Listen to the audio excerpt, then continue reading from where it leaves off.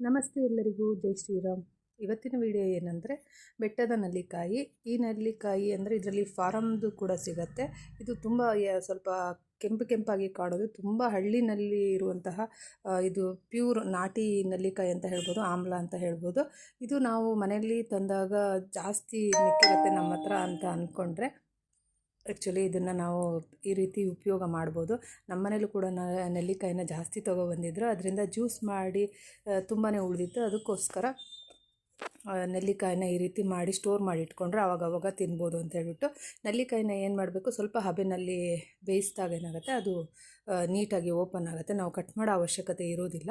ಅದಕ್ಕೆ ಸ್ವಲ್ಪ ಎಣ್ಣೆಯನ್ನು ಹಾಕ್ಬಿಟ್ಟು ಸಾಸಿವೆ, ಸೋಂಪು ಕಾಳು, ಮೆಂತ್ಯ ಪುಡಿ ಮತ್ತು ಜೀರಿಗೆ ಪುಡಿ ಇದನ್ನು ಸ್ವಲ್ಪ ಒಗ್ಗರಣೆ ಹಾಕ್ಕೋಬೇಕು. ನೀಟಾಗಿ ಮೊದಲು ಬಿಸಿ ಎಣ್ಣೆಗೆ ಹಾಕಬೇಕು. ಅದಾದ ನಂತರ ನೆಲ್ಲಿಕಾಯಿನ ಹಾಕಬೇಕು. ನೆಲ್ಲಿಕಾಯಿಯಿಂದ ತುಂಬ ಉಪಯೋಗ ಇದ್ದಾವೆ. ಕೂದಲಿಗಿರ್ಬೋದು, ತಲೆ ಕೂದಲು ಚೆನ್ನಾಗಿ ಬೆಳೆಯೋಕ್ಕೋಸ್ಕರ ಇರ್ಬೋದು, ವಿಟಮಿನ್ ಸಿ ಇರೋದ್ರಿಂದ ಅದರಿಂದ ಹೆಲ್ತ್ಗೆ ತುಂಬ ಉಪಯೋಗ ಆಗಿದೆ. ಅದರಿಂದ ಇದನ್ನು ನಂತರ ಬೇಯಿಸಿದ ನೆಲ್ಲಿಕಾಯಿನ ಅದ್ರ ಜೊತೆ ಮಿಕ್ಸ್ ಮಾಡಬೇಕು, ಚೆನ್ನಾಗಿ ಮಿಕ್ಸ್ ಮಾಡ್ಕೋಬೇಕು. ಅದು ಸ್ವಲ್ಪ ಅದರಲ್ಲಿರುವಂತಹ ನೀರಿನ ಅಂಶ ಹೋಗುವವರೆಗೂ ಕೂಡ ನಾವು ಚೆನ್ನಾಗಿ ಫ್ರೈ ಮಾಡ್ಕೋಬೇಕು. ಅದನ್ನು ಆವಾಗ ಜಾಸ್ತಿ ದಿನ ಬರುತ್ತೆ. ನೀರಿನ ಅಂಶ ಇದ್ದರೆ ಅದು ಹಾಳಾಗುತ್ತೆ ಬೇಗ ಅನ್ನೋಕ್ಕೋಸ್ಕರ. ಅದಾದ ನಂತರ ಸ್ವಲ್ಪ ಚೆನ್ನಾಗಿ ಫ್ರೈ ಆದ ನಂತರ ಅದಕ್ಕೆ ಸ್ವಲ್ಪ ಖಾರ ಪುಡಿಯನ್ನು ಮಿಕ್ಸ್ ಮಾಡಬೇಕು.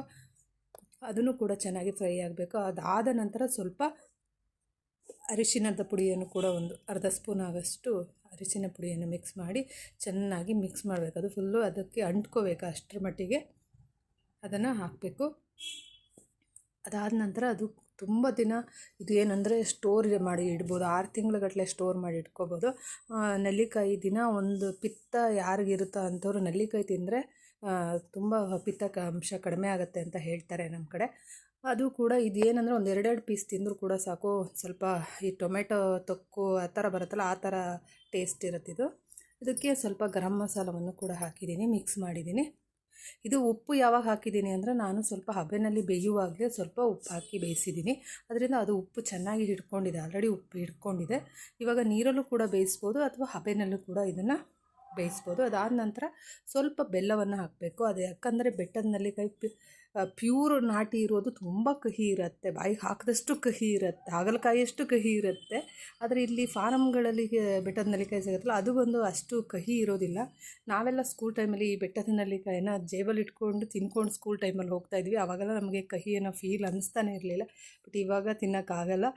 ಬಟ್ ಈ ನೆಲ್ಲಿಕಾಯಿ ಏನು ಬೆಂಗಳೂರಲ್ಲಿ ಸಿಗುತ್ತಲ್ಲ, ನೆಲ್ಲಿಕಾಯಿ ನಾಟಿ ಅಂತ ಹೇಳ್ಬಿಟ್ಟು, ಅದು ಒಂದು ಸ್ವಲ್ಪ ಅಷ್ಟು ಕಹಿ ಇರೋದಿಲ್ಲ. ಅದರಿಂದ ಅದನ್ನು ಆರಾಮಾಗಿ ತಿನ್ನಬಹುದು. ಇದು